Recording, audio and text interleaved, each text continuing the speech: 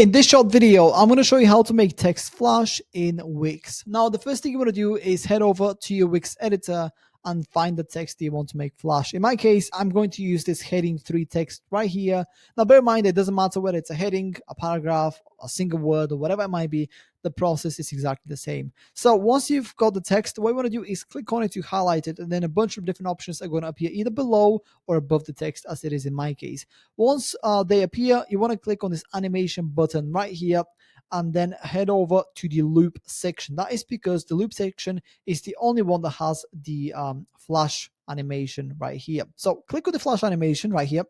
And from here, you can play it to see what it looks like by default. If you're happy with this, feel free to close this animation window here, and then that's pretty much it. Alternatively, you can also customize it by pressing this button right here, and you could increase or shorten its duration to make it more sharp, I guess, or like faster, more flashier. So I'm going to do that, make it 0.2 seconds, just like that. And then I want there to be no delay between the loops so that the text continues to keep flashing basically.